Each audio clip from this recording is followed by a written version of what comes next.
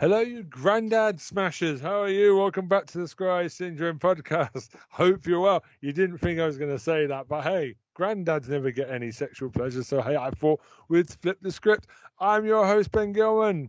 Welcome to Scry Syndrome podcast. I hope all is well. We are down two. We are with Helen Watkins. Yo, I've never, That's well, it. I was going to say, like, I've never smashed a granddad, but my husband is much younger than me, so I resent that accusation. Well, you always hear the term granny smasher. I thought granddad smasher would be just as fun because, Yeah, where's the it is love? We've fun. I'm enjoying it. got to share. Welcome to the TV film podcast. You know what happens here. It's unprofessional. We don't plan a script out. I always stumble over my words. Hope you are well. So it's just me and Helen, Yeah, the gruesome hello. twosome, the awesome The foursome, best. the two-person power trip, It is a two-person aka power the mum trip. and dad of this podcast. The kids have gone out for The the day. kids, our unruly children, have abandoned us, Tara and Troy and have. we are left on our own to talk about mum and dad stuff. That sounds rude. No, that sounds naughty. Let's not talk about that. And here comes your husband to have a. He's just turned his head around the corner. So's my Uh, wife. What are you my talking hu- about? my husband has abandoned me for trains today, so And he as per continues usual. important service. Good sir, thank you. Yeah, so he's not working. He's just gone to see trains. He's gone Oh, to look at well, some that's trains. actually. Oh, I thought he was going to work. Okay. Oh no. This is voluntary trains, not actual He trains. got over the high security fence then and managed to do a breakout. Yeah, he's off. He's off having fun, which is nice. I like that for him. That's fine. So Yeah, yeah. Okay. So we're at 162, which is a number I still can't quite quantify with how many of these I've done now. that's quite a lot, Helen, isn't it? you're part of the furniture as well now, Helen. It's been a while. I don't think. Yeah.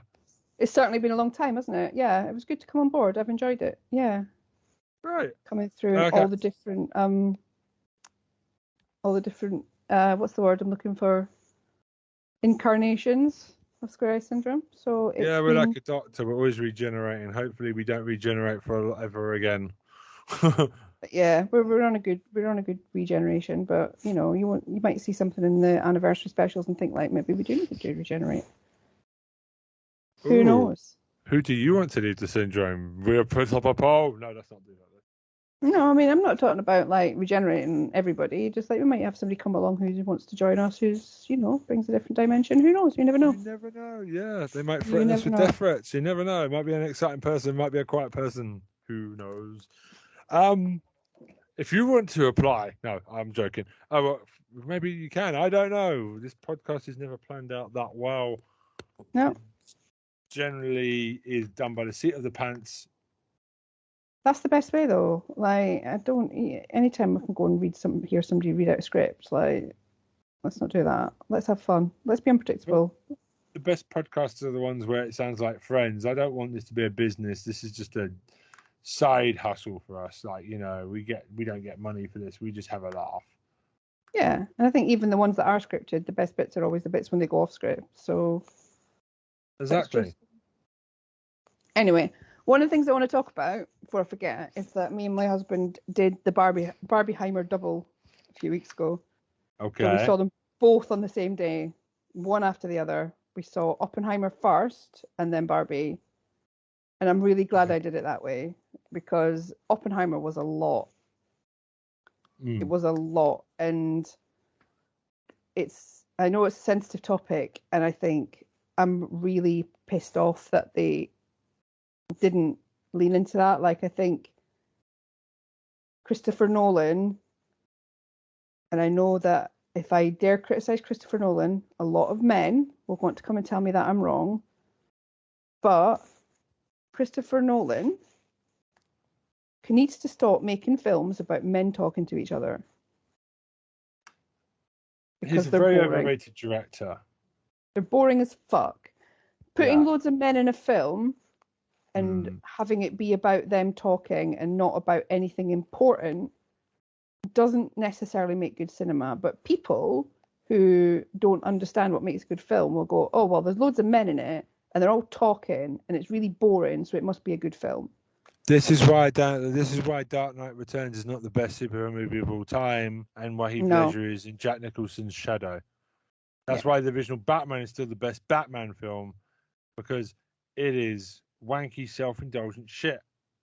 Christopher Nolan has never impressed me as a director. I mean, his Batman trilogy is okay, but it is no Dark Knight Returns is nowhere near as good as everyone thinks it is. The Dark Knight, sorry, it's not.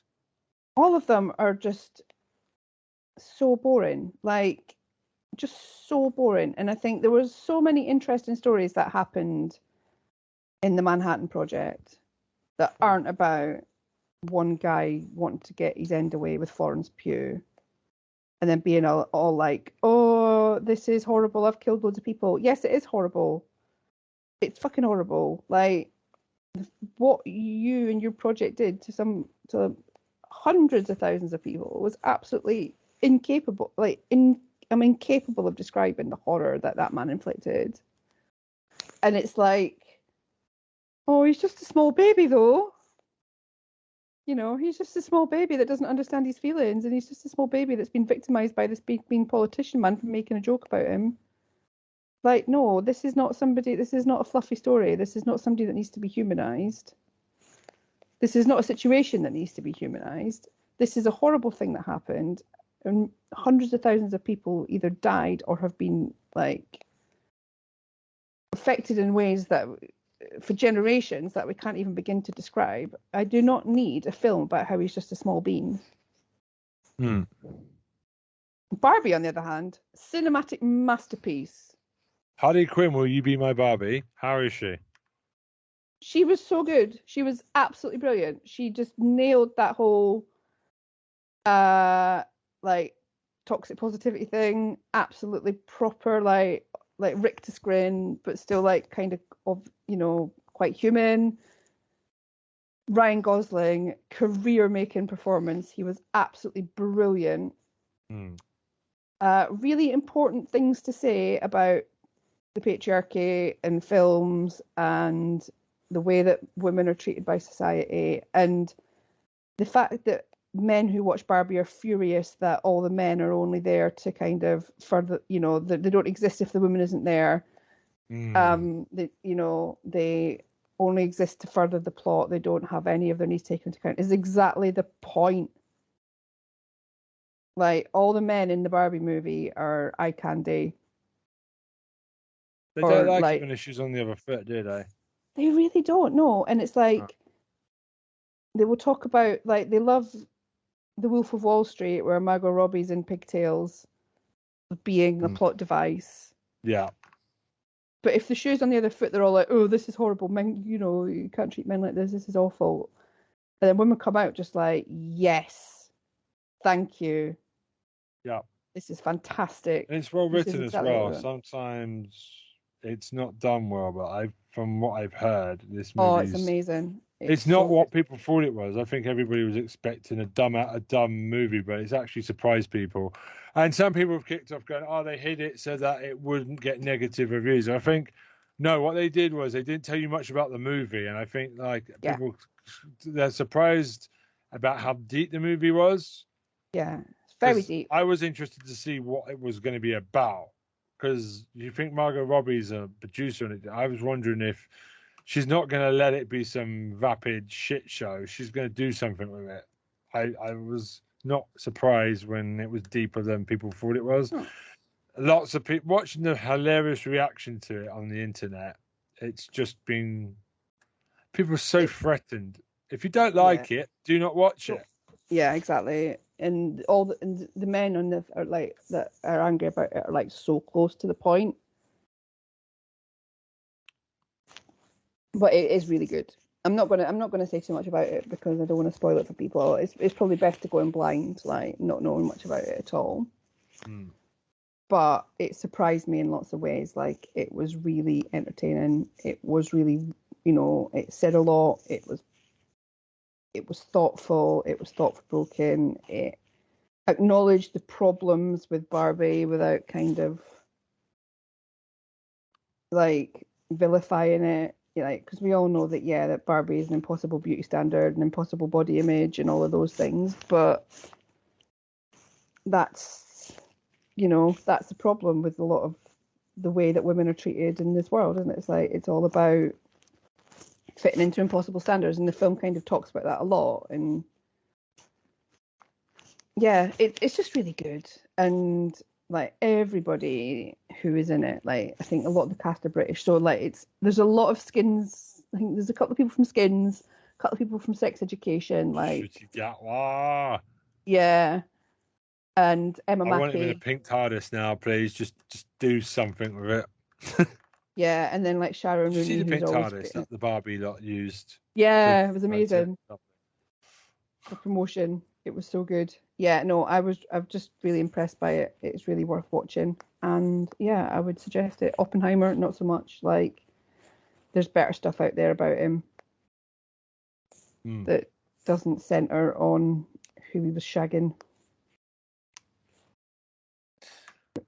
That's good. I would Point. say one thing though. There was a bit of controversy with Barbie using the atomic bomb image. Rightfully got shot down by Asian, lots of people from Japan.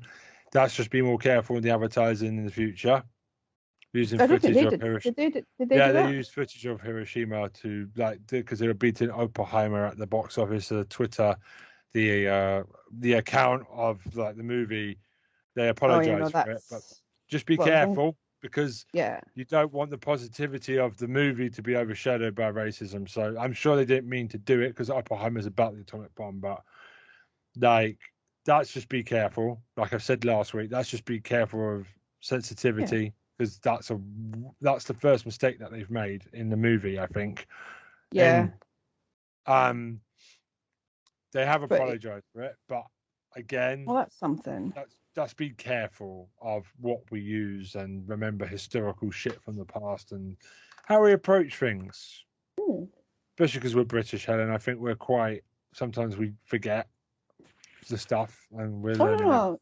Yeah, exactly. Yeah, But I think, and I think what we're taught as well, though, at school is very different to what actually happened as well. Like, I think we need to be aware of yeah, that. Like, yeah. So we just need to be kind to each other and always be thinking of others. When I'm glad that they got called out on it because I have said before I would love to see the Asian community do this more often, like other people have from backgrounds of calling shit out when it's not appropriate. And I think this is Warner Brothers have apologized. It was Warner yeah, Brothers, wasn't it? I Yeah, don't Warner. know. I think so. But I think the other thing as well is like, I think Christopher Nolan owes that community an apology as well, to be honest. But Yeah, that's never going to happen. And I think, that movie's never going to be screened in Japan apparently, and rightfully so good, good. because of the topic. But yeah, the Japanese were not happy at Barbie this week for a Twitter post, so they've apologized for it. So both movies have been bum slapped by Japan. Good. But this Barbie apologized for it, so that's something. But don't let it happen again. Seriously, we've got to think about everybody. Just please think outside of your area or your country and think about before you send something. Is it appropriate, please? No, exactly. Yeah, no, that's Because something. now you Yeah, will be called out for it by people. Somebody will see it and they and you will should call you be. out. Yeah, yeah, which is the And right way of it's doing things. I'm quite happy to call people out for things, and I think you've always got to remember, like, you if being somebody mentioning something to you that you might not have seen is not an attack. Like, it's just we're all learning. Yeah. So, but hey, I'm glad Barbie's done well. Yeah, It's Christopher good. It's Nolan. nice to see a non-superhero film at the top of the charts. Actually, it's just nice to see fun films being at the top instead Yeah, of well, it's not. another. But it's still a bit of fun. There's still a bit of fun attached to the film. Yeah, I suppose, but it's not. I think if I said it was like a fluffy kind of Okay, film I'm about glad it's not a Barbie Dreamworld. superhero franchise or something. It's the Yeah, first. It's kind of its own thing. I kind of like to see not just another remake or a sequel at the top of the tree. It's just nice to see something something new. People want to see something new, I think, now. People are a bit sick of the rebooting, the various universe building shit now. I think people are just getting a bit bored of it all now, and it's time for something a bit different. Barbie obviously was more challenging than people thought it was going to be, and I think that's great. Yeah. No, Time it's Hollywood very. change. You need to change Hollywood. This is the start of it. This is going to happen. Like, we will drag you kicking and fucking screaming. Mm. I think, yeah, sometimes as well we don't give the same energy to people like Christopher Nolan who are making horrendous amounts of profit off an unspeakable tragedy. Mm. In the same I way don't as want to like, see. I don't want to see that movie anyway. Like, no, I and just feel. I agree with you. Like a lot of people won't want to see that movie because of the subject matter, Mm, because of how it mm, romantic. You know, it's like it's 3 hours of I was just following orders. You know, and just. nobody needs or wants to hear that. Mm. And because he feels a bit bad about it at the end. We're supposed to be all like, oh, That doesn't make it okay. That's just awful. But yeah. men, you can tell when it's a male writer because they feel like it's okay to throw that in. Okay, so let's go to other stuff. We have done Barbie, and so I'm gonna quote Harley Quinn. Will you be my Barbie? Other titles for this episode could have been Nolan can suck Barbie strap on, but we might get stopped by YouTube because they're getting quite hard on the Yeah. titles now, so we can't use that. So Harley Quinn, will you be my Barbie? I like it. That will stay. Yeah, that'll do. Yeah, yeah. Okay, and it's not sexist. It's literally because I love Margaret Robbie, and she's a great actress. She seems to just have fun with her roles, and cool. And okay, so let's go. What have you been watching besides that? Oh, what have I been watching? Well, I had a little thing the other day when I wanted to watch loads of the crime stuff that's been put on Netflix from BBC channels that I've got adverts, so I don't have to watch the adverts. So I watched something called The Sister that had Russell Tovey in it. Have you seen it? I have It was noticed there's a lot of good stuff. Netflix are really sticking a lot of Channel 4 and BBC stuff up there, yeah. and people are noticing. But this is It's the one a where Russell Tovey keeps his clothes on. he keeps his clothes on, yeah, but he is like it flashes back so it kind of starts with him saying to this guy phoning him up going, we're going to have to move her, and because they're building something on the ground, and it turns out that he was involved in some kind of murder a few years before, and then it kind of flashes back to how it happened, and there's this like creepy guy that he met, that like this guy who talks to ghosts that he met when he was producing a radio show, and it kind of just flashes back into how he met his current wife and who the person was that died, and it turns out that they're linked. So it was called The Sister, so I think you can guess that the woman involved is the sister of his current girlfriend and how all that happened. Good title there, good title. It's easy enough to watch. It's not gonna light any fires, like it's not gonna blaze any trails, but it was silly. It was very stupid, and it kept me amused for a little while. And then I watched Kiri with Sarah Lancashire and one of the first roles of Papa Sido, who was in I May Destroy You. Mate. Sorry, I missed the title. Sorry, it was called Kiri, Kiri, Kiri. Send it to me. It's about a little girl that goes missing. Sarah Lancashire is a social worker, and she is at the beginning. You see her taking a little girl to see her grandparents, a little black child who has been fostered by a white family who are looking to adopt her, and then she takes the child to go and visit her granddad, who she's getting access to, and the girl goes missing. So it's all about like starts talking about interracial adoption, and whether people, it's like all the newspapers saying, well, you wouldn't force her to like have a link to her family if she wasn't black, and like Sarah Lancashire saying, no, any link to her family is a good link to her family, and yes, that has to have something to do with it because the girl, she needs to know about her heritage and her ancestors and her family members and all that stuff. So that's important, it's set in like Bristol, I think. So Yeah, it's really interesting. Lots of twists and turns. It kind of leans you in a direction that you kind of think from the beginning that something has happened. You get handed a suspect quite early on, but it turns out that that's not the suspect, and it's a bit.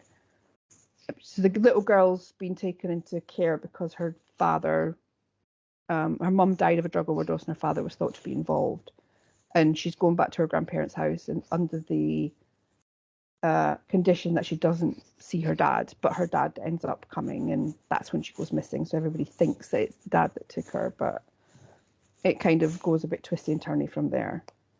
So that's that. So that was quite fun. And then I also watched something called where is it? The Penitence, which I think was Channel 5 or something like that.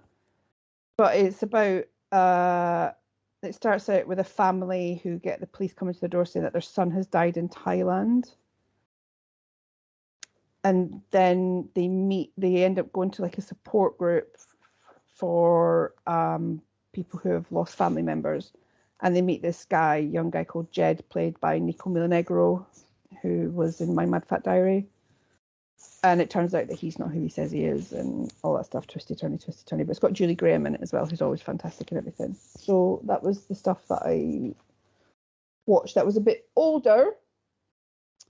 But I've got two really big recommendations that I'm like, yeah, you need to watch this. First one is The Sixth Commandment, which is on iPlayer. Both of these are on iPlayer, actually. The Sixth Commandment. It's Timothy Spall. Oh. And it's based on a true story about this guy who meets Timothy Spall is a college lecturer who is very religious and part of the church, but the beginning shows him retiring, and then when the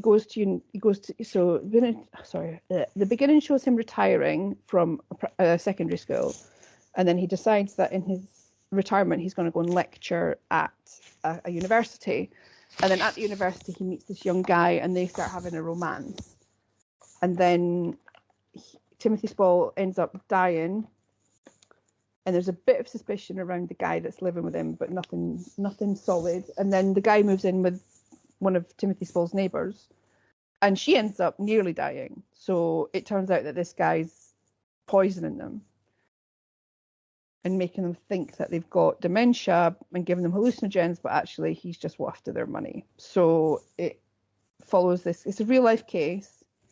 I can't remember the name of the case. Let me see if I can find out the name of the guy that did it.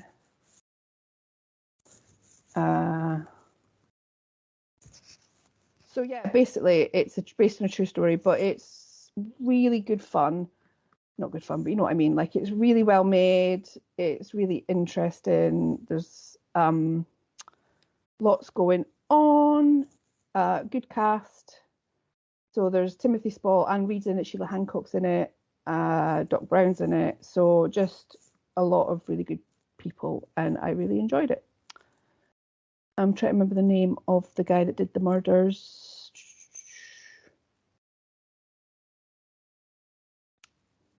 No, hang on. This is really good television. This is really good podcasting.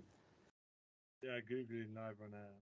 So yeah, it's Ben Field is the name of the guy that did it, and the Peter Farquhar and Anne Moore Martin were the names of the victims, and it happened. Huh? Did he say fuck yeah? Peter Farquhar, not Peter fuck yeah. Peter Farquhar. So that was really good fun. I really liked that. It's 4 episodes, all an hour long.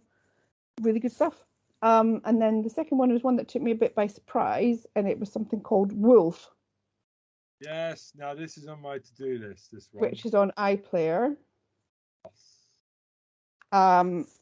So it starts with a rich family who live in Monmouthshire in Wales. They split their time between Monmouthshire and London. And it starts with them having 2 policemen knocking at their door to say that there's been a murder in the area and somebody needs to, they need to get them out of the area because it's the anniversary of a murder that happened a few years before. And when I tell you that these policemen are played by Sacha Dhawan and Ewan Rayon, then we know that these policemen are probably not who they say they are, right? Because you're not going to get Sacha Dhawan in to play a policeman. Not the goddamn master, no.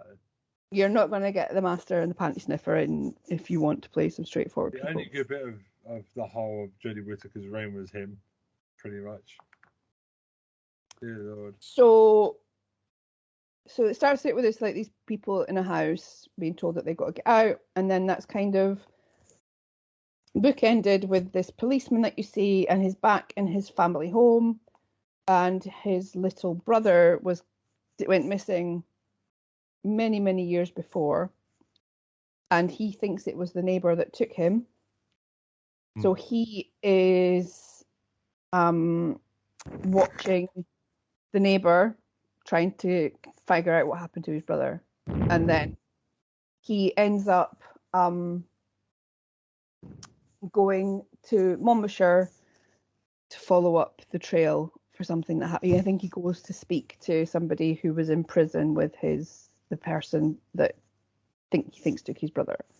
So the policeman ends up in the area, so they're kind of watching the story of the policeman trying to figure out a bit more about what happened. Then he hears about the murders and he begins to realise that maybe nothing is as it seems, and starts to investigate the murder. But it turns out he used to live there, so he's got ties to the police and all that stuff. So when I say it's the kind of show that I basically, when one of the episodes ended, I got up and I woke up my husband and went, "You'll never believe what has happened in this show." Like, it is absolutely, like, twisty and turny and amazing. It's not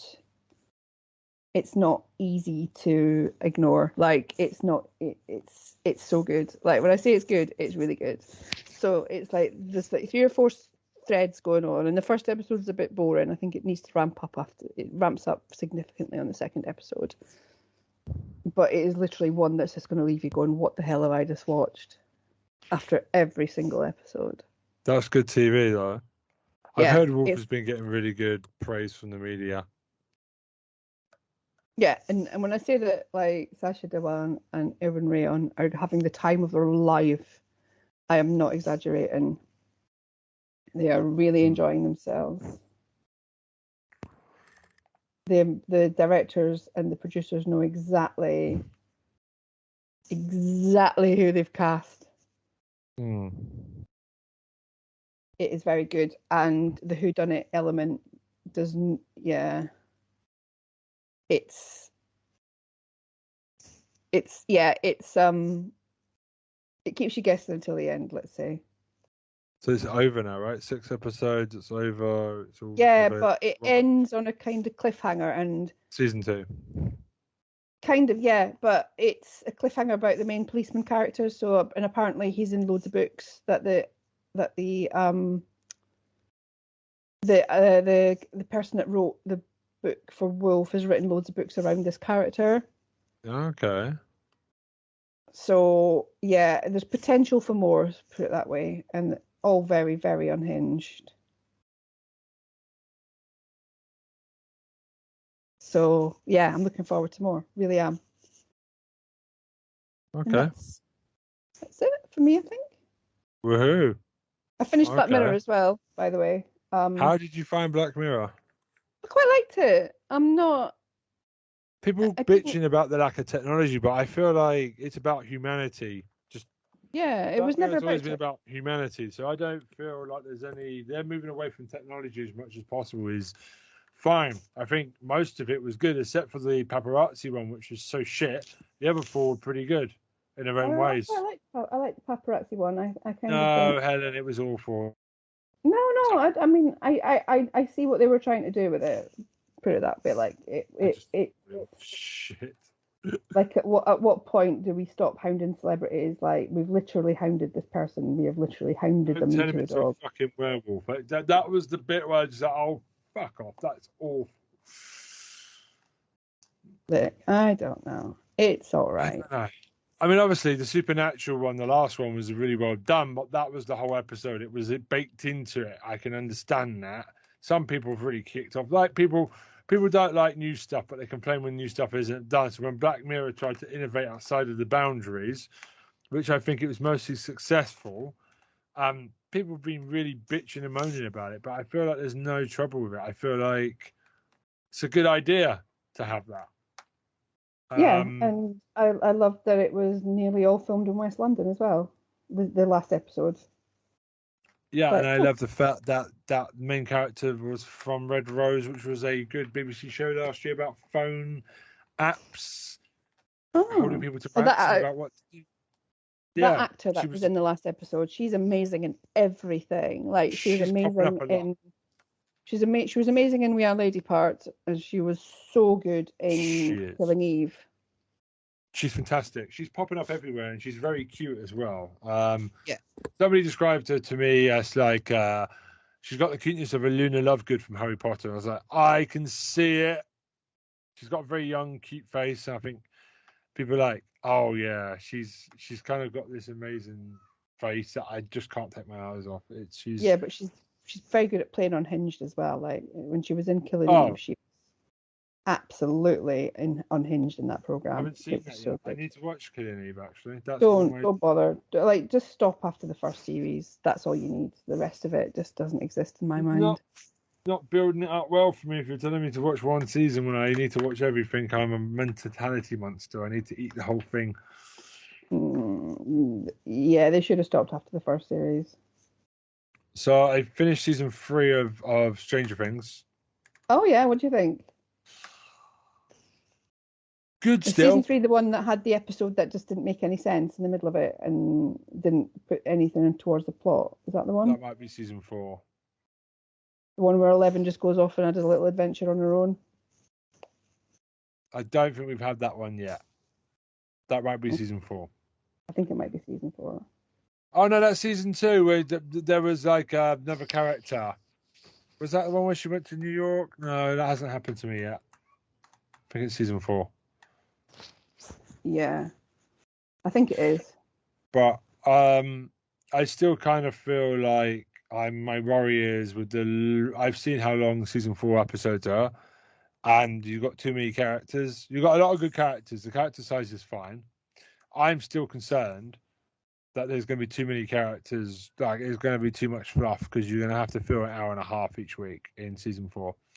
So I'm a bit concerned that my happiness with Stranger Things is going to erode into, oh, get on with it. No, I think the way you got to think about Stranger Things is this is not my theory. I can't take credit for it. This is my husband's theory. Is that every set of characters in Stranger Things is in their own film. Okay. And then they all come together at the end. So the fact that they've all been in their own movies means that they're prepared for the battle at the end. So I think in Stranger Things series 4, isn't that the one where they go on the road trip, the Stoner road trip? I haven't seen it. Okay. So yeah, there's a few, I think if you try and tie it all together and make it make sense as one show, it can do your head in. But if you think about it as each set of characters is in their own movie, and that movie teaches them lessons about what they're going to need for the finale, then it's a lot easier to deal with. Okay. It would be my tip. Okay, well, I'm looking forward to it. It hasn't let me down yet. I don't think Hopper's dead. Saying nothing.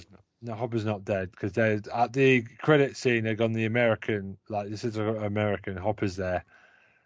Hopper's not dead. Plus, I saw somebody like he's clearly in season 4 as artwork, so he's not dead. So, yeah, that's the problem with watching these late.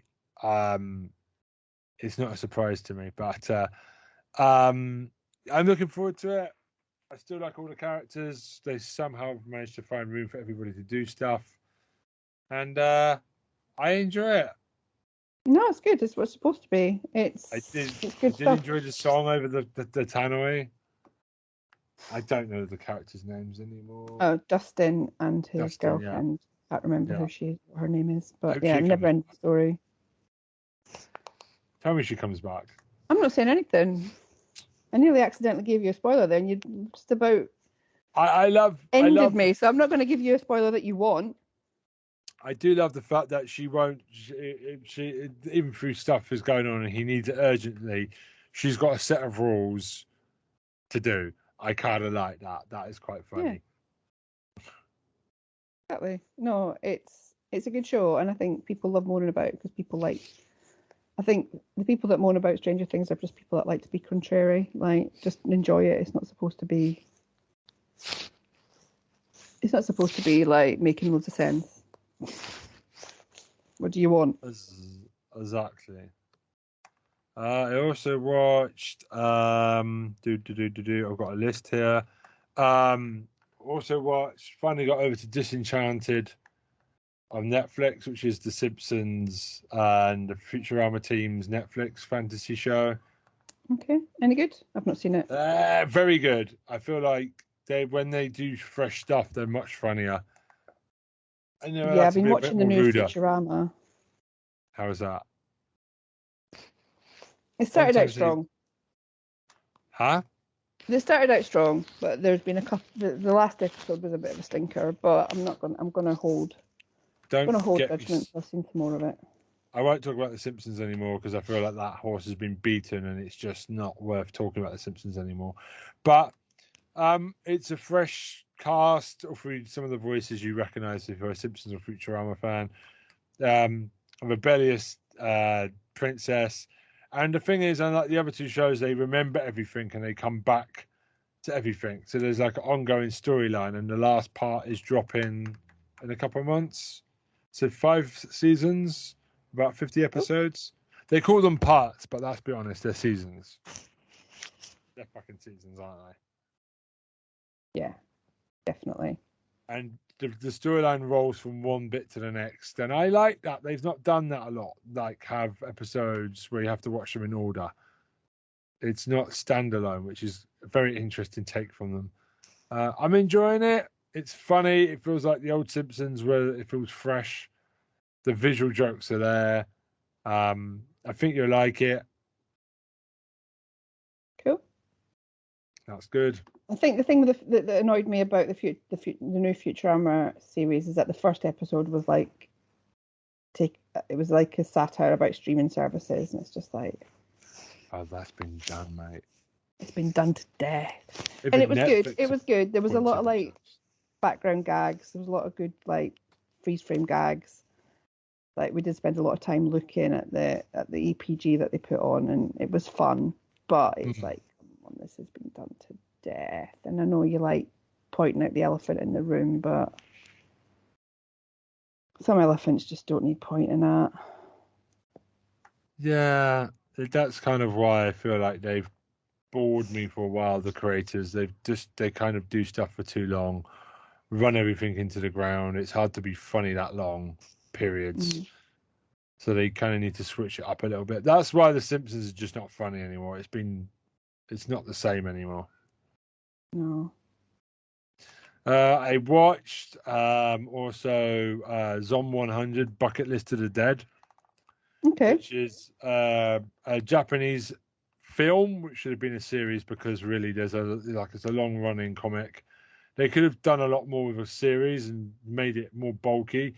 But I am quite impressed with what they did in an hour and a half of a movie. So guy, you can guess what it is. Guy finds out there's zombies. He doesn't have to go to work anymore, and he has a bucket list of 100 things, which smartly they only do 20.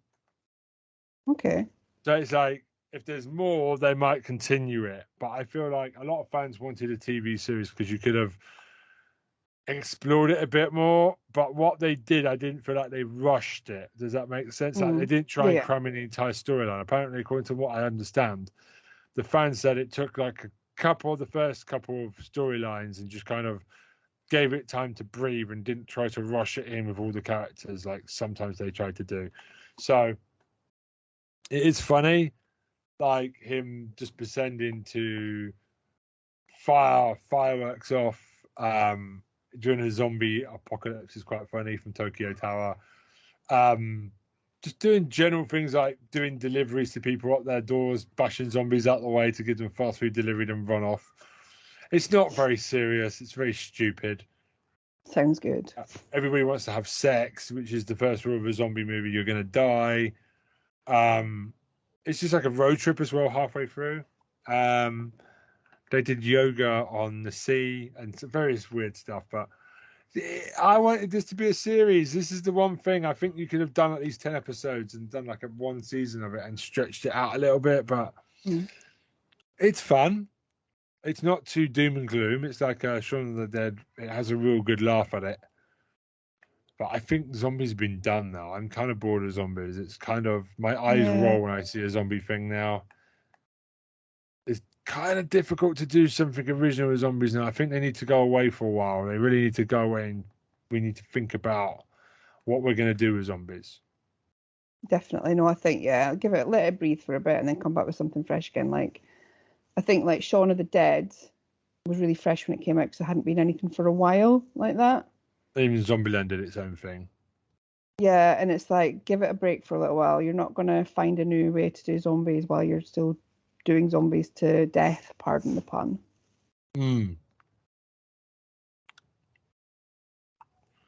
What else have you been watching, mate? Oh, I watched, so when you were away, because me and Troy took Tom Cruise to pieces a couple of episodes back, about how he's a good action star and a really good actor in anything but a romantic role. Because he's just Tom Cruise and he looks like a bloody sexual rapist man with his big smile and his... He does. When Tom Cruise tries to play a romantic lead, he just looks like a weird guy because it's Tom Cruise. He's like, we were making a joke about it being like a documentary of Tom Cruise's life. It's not a movie. It's about Tom Cruise's personal life. Jay Maguire, Cocktail, other films. What was the other one that we watched? Oh, I can't remember. The one where he makes money, not Cocktail. The other one, fuck. I can't remember. Risky Business. Just plays a dick all the time. But when he's in like Mission Impossible mode and stuff, he's really good, right? Like he's a really good action actor. Yeah, he's an action star. He still wants that. He was still trying to get that Oscar, isn't he? Or did he get one in the end? So, to continue the joke, I watched Interview with a Vampire. Do you know what? What a great film. When I was a teenager, like all teenagers, I went through a vampire obsession. An Interview with a Vampire hit. What year was it? Like 94, 95? Oh, yeah. Young Christian Dunst. Yeah, it hit me right in the middle of my vampire obsession. And me and my friend went to see it at the cinema when we were obviously 14 and had to pretend to be over 18. And back in the day when nobody had any ID, the way that you used to get into the cinema was there was a woman whose job it was to ask you questions to prove that you were over 18. So she'd be like, "What's your date of birth?" And then she'd be like, "What's your star sign?" And then if you paused for just a second, she'd be like, "You're not 18." And it was always part of the fun of going to the cinema. I was like, could we get past this woman? And we got past this woman for Interview with a Vampire, and it fully cemented my vampire obsession for me at that age. It was so good. It's such a good movie. Like, I know some ickiness has come out. Like, Kirsten Dunst was not happy to be kissing Brad Pitt in that film, and ironically, yeah, but she was like a child.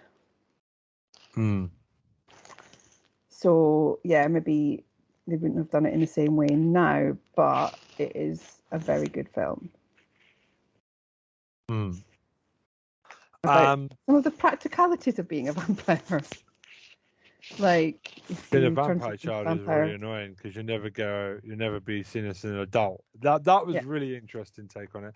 And obviously Tom Cruise is very with the child. So I was going to make a paedophile joke. Tom Cruise is a paedophile, allegedly joke, to jump on the bandwagon of Tom Cruise is a creepy motherfucker in films. But they don't go too far with it. Or for him biting a child to turn into a vampire is a bit morose and a bit wrong. Yeah. But it's like the practicalities of being a vampire, and that you change something to a vampire because you want to have sex with them, then you basically got to spend eternity of them resenting you for it, which is what Brad Pitt was in the position of with Tom Cruise. Like, Tom Cruise obviously wanted to crystallize him in time, because who wouldn't? Yeah. But yeah, obviously there's going to be a level of resentment there, like there was from the Kirsten Dunst character. But I find it hilarious that they had to change the name of it, because the book's called Interview with a Vampire, and they had to make the film Interview with the Vampire because everybody was like, oh, well, we can't have people thinking there's more than one vampire. It's like, there's more than one vampire in the film, for God's sake. Like, Still drives off at the end in the car. mm. I thought, Tom Cruise died. I was like, yes, Tom Cruise is gone. Thank God. We set fire to him. He's burnt. He's fucked off. Brilliant. No, I call bullshit. Guy was dead. Yeah, no, but yeah, I watched that film at a very what's the word, impressionable time of my life, and it stuck with me for quite some time. It's not a bad film. I feel like it's not overdoing the heavy acting. I feel it generally has a lot to say. And Kirsten Dunst is just a great actress from such a young age. Brings a lot She was to the role. so good in that film. Yeah. Big Enough fan that of I really hated her when I was a kid, because like I wanted to be a vampire. Yeah, she was everywhere when I was a kid. Then all of a sudden she got tits and Spider-Man. I was very interested in the wet t-shirt. Funny. Drop Dead Gorgeous is probably my favourite Kirsten Dunst film. It's probably one of my favourite films of all time, to be honest. Hasn't really aged well, but it's still really fun. I watched it a few months ago and it still stands up. Her episode of Black Mirror, going back to Black Mirror, actually is one of my favourites of all time because it's such a vicious stab at social media and likes and shit. It's so funny. It's a great episode. That was the first time I saw an American Black Mirror episode, season 3. I was like, yes, this can work. Black Mirror hasn't lost any of its edge. Like, shit. That was amazing. Yeah, it was good. So I also watched Poltergeist 2, which is an awful, awful movie. I mean, we all know Poltergeist 1 is amazing. Poltergeist 2 is just shit. The funniest thing is they replaced all the actors. So when they do flashbacks to other actors who are them in previous films, it's even more highlighting that the mum and dad and that the girl are all different actors now. It's not a good idea to recap previous movie when all your actors are different people. Whoops-a-daisy. That's not a good look. But I don't know. It's just some Native American stereotype spirit thing that is outdated of the time, I know, but just a shit movie. Just awful. One of the worst sequels I've ever seen. It's just, I don't know what they were going for. It's a movie that just keeps going, and it hasn't got any main point to it, and it just keeps going. And you're like, it was an hour and a half, and it felt like 3 hours. Like, legitimately bored out of my skull, wondering what the point of this was. Don't watch that, but do go watch Tucker and Dale versus Evil, because that is such a hilarious movie. Yeah. Have you seen it?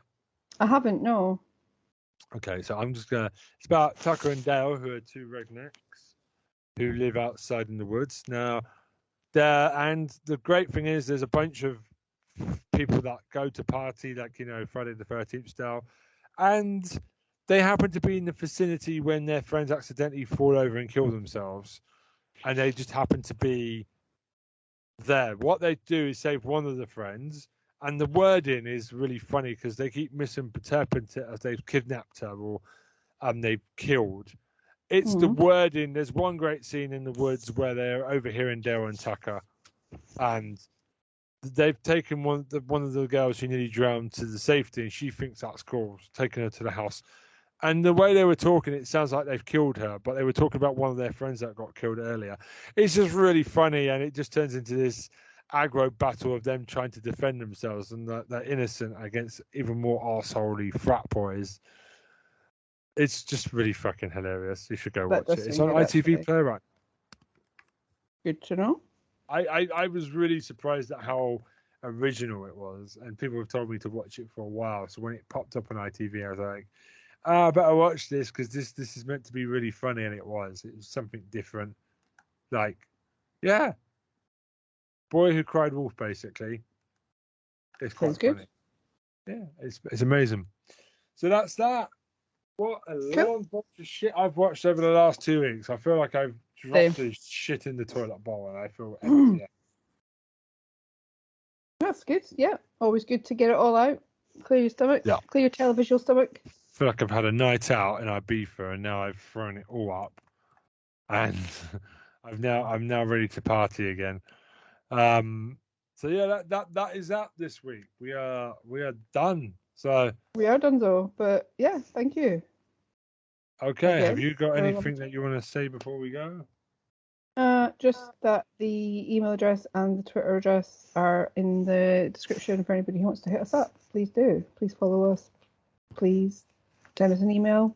You know, let us know what you're thinking. Okay. We've not had any list of questions for a while, have we? So send us some of Nothing them. on the YouTubes either. So come and talk to us. We know you're listening. We see the following count on Spotify going up. And we know there's people on YouTube watching. So just come and give us a message and just say how you want. And we'll read it out ad verbatim as long as it's not triggering. We will Exactly, self-censor if we have to. yeah, exactly. Like, give us, yeah, just give us let us know what you're thinking. It's good. We like to hear what people are thinking. We haven't had any in a while. So it's goodbye from me. And goodbye from me. Take care. Yeah, Christopher Nolan's. Sort yourself out. I Yeah. bet you Christopher Nolan likes dicks.